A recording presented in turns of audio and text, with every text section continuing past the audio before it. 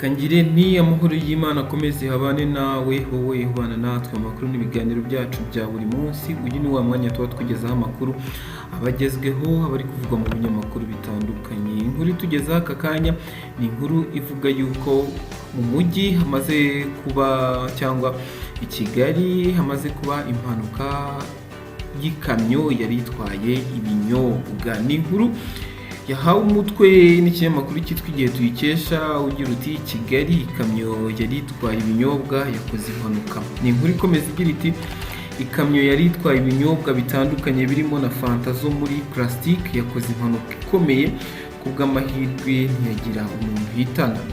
Iyi nkuru ikomeza igira iti ni impanuka yabereye mu karere ka Gasabo mu murenge wa Kacyiru ahazwi nko ku Kinamba mu masangano y'imihanda Kacyiru Gisozi. Iyi modoka yaguye ubwo yageragezaga gukata mu muhanda igana Nyarutarama cyangwa Gisozi Gakiriro. Uwahaye igihe amakuru yemeje ko iyi mpanuka yabaye hagana saa 7 z'ijoro kandi nta wayiguyemo uretse umushoferi wayo wakomeretse, ariko nawe agahita ajyanwa kwa muganga. Kugeza ubu ntiharamenyekana icyateye iyi mpanuka. Polisi y'u Rwanda ishami rishinzwe umutekano wo mu muhanda rikomeje gukangurira abakoresha imihanda gukomeza koroherana mu rwego rwo kwirinda impanuka zo mu mihanda. Abakoresha umuhanda kandi basabwa gukomeza kwitwararika bubahiriza amategeko yo mu muhanda, ariko kandi n'abanyamaguru basabwa gushishoza igihe cyose bakoresha umuhanda. Ngayo nguko aya n'andi makuru ari kuvugwa mu binyamakuru bitandukanye. Reka tuyahere ku mugabane wa Afrika. Umuryango umwe bwa Afrika utera ivyatsi igitero intagondwa za Al-Shabaab zagavye ejo kuwa kabiri ku ngabo za Artemis ziri kugarukana amahoro muri Somalia. Mu itangazo mukuru wa komisiyo umwe bwa Afrika Musa Faki Mahamat yasohoye ku mugoroba w'ejo kuwa kabiri yahojeje imiryango y'abasirikare b'abarundi baguye muri ico gitero, yongera hoza muri rusanga abarundi na leta y'u Burundi yipfuriza bakomeretse gukira n'ingoga. Mundi butumwa Musa Faki Mahamat yacije ku rubuga rwe rwa Twitter yavuze ko yavuganye na President w'u Burundi Evariste Ndayishimiye mu ntumbero yo guha icubahiro abaguye muri ico gitero. Yaba umwe bwa Afrika yaba Burundi nta ruhande ruravuga igitigiri c'abasirikare b'abarundi baguye muri ico gitero. Abagwanyi ba Al-Shabaab ico bikoze bavuze ko bishe abasirikare 173 bagira imbohe abandi batatomoye igitigiri. Ibihugu bikomokamwo abapfuye muri abo 173 n'abagize imbohe nta ruhande rurabitomora neza. Abdullahi Haji Mohamed buramatari w'akarere ka El Baraf karimo ikambi yatewe yabwije rya Amerika ariko mu gisata c'ururimi rw'igisomali ko naho igitero cabaye atariho ari bamubwiye ko ariko hapfuye abasirikare benshi b'abarundi. Ntigeze yamara nawe nyene atomora igitigiri c'abaguye muri ico gitero. Muri ico kiganiro na service ya Somali kujuru rya Amerika Haji Mohamed yagize ati ugutana mu mitwe nk'ukwabaye kuri wa kabiri n'ubwa mbere kubaye muri aka karere. Imigwano yari ikaze cyane.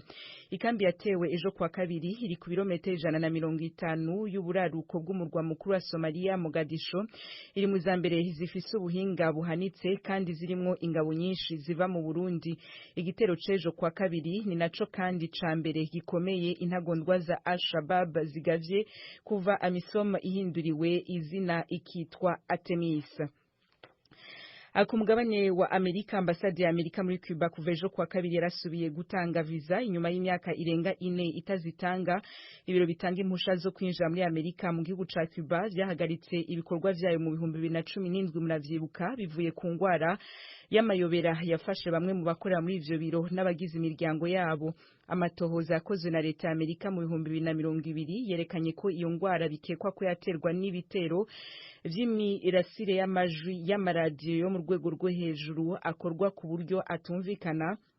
Iyugarwa y'ubuserukizi bwa Amerika muri Cuba ryabaye inkuru y'incamugongo ku banyagihugu batari bake b'ico gihugu bakunze kuza muri Amerika bahunga ubukene bwugarije Cuba. abanyagihugu ba Cuba kugira ngo rero baze muri Amerika kuva mu 2017 byabasaba amagendera maremare babanza kuja kurondera impusha muri Colombie canke muri Guinea abatashobora gufata ingendo muri ivyo bihugu nabo bakemera guca mu nzira zitemewe n'amategeko zabacisha muri Mexique. Igisata kijejwe abinjira n'abasohoka muri Amerika kikavuga ko abanyagihugu binjiye ku butaka bwa Amerika kuva mu kwa 10 ko mu 2021 kugera mu kwa gatatu uno mwaka barenga ibihumbi 78. Umwungere wa Eklezia Katolika Papa Francisco yifuza guhura na President w'Uburusiya Vladimir Putin kugira ngo amusabe guhagarika intambara yo muri Ukraine. Mu kiganiro Papa Francisco yahaye ikimenyesha makuru Corriere della Sera kiri mu bisomwa na benshi mu Butaliyano yavuze ko yasavye Putin ko yomuha umubonano i Moscow bakagirana inama ariko ko Putin ataco aramwishura. Papa Francisco yemeza ko ino nama yayisavye intambara Uburusiya bwatanguje muri Ukraine maze indwi zitatu ariko ko naho atanyishu Papa araronka Vatikano ibandanya isaba uwo mubonano n'ubu. Papa Francisco yabwiye ikinyamakuru Corriere della Sera ati ndibaza ko Putin adashaka ino nama kandi ataniye azokwemera ariko none ni gute umuntu ashobora gukora amahano nkayo. Umwungere wa Eklezia Katolika muri ico kiganiro yahishuye kandi ko umushikiranganje wa mbere wa Hongrie Viktor Orban yamubwiye ko Putin ategekanya guheza ingwano yatanguje muri Ukraine igenekerezo gicenda uku kwezi itariki Uburusiya bufata nk'isabukuru y'intsinzi y'igihe abanazi b'abadagi bamanika amaboko mu ntambara yo mu 1945. Dusubire gato ku mugabane wa Afrika. Akanama ka ONU kajeje umutekano ejo kwa kabiri kakoranye kiga ku kibazo ca Mali n'Ubufaransa nyuma yaho Mali itangarije ko ivuye mu masezerano y'ivya gisirikare yari ifitaniye n'Ubufaransa. Uburusiya nibwo bwasavye iyo nama yabaye mu mwiherero.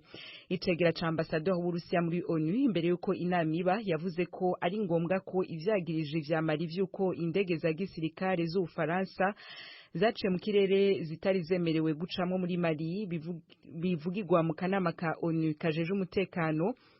Ambassadeur w'Ubufaransa nawe nyene yavuze ko vyari ngombwa ko iyo nama iba. Ambassadeur Nicolas de Rivière yagirije Mariko yagiranye amasezerano n'abacangero atavuze igihugu bakomokamwo kandi ko ibi bihonyanga gateka kazi na muntu. Ku kibazo co kumenya niba Ubufaransa bugiye guca bwihutisha ibikorwa byo gukinjura muri Mali, uwo mutegetsi yishuye oya, asigura ko ari gikorwa bazokorana n'ingabo za Mali bitonze ariko ko amezi 6 azohira ingabo zose z'Ubufaransa zavuye muri Mali. Bikaba bitegekanijwe ko mu kwezi kwa gatandatu akanama ka ONU kemeza canke kagahakana ko ingabo za ONU ziri kugarukana amahoro muri Mali zongerwa ikiringo co kugumayo. Ubufaransa nibwo bushinzwe ibikorwa vyose vy'ingabo za ONU muri Mali.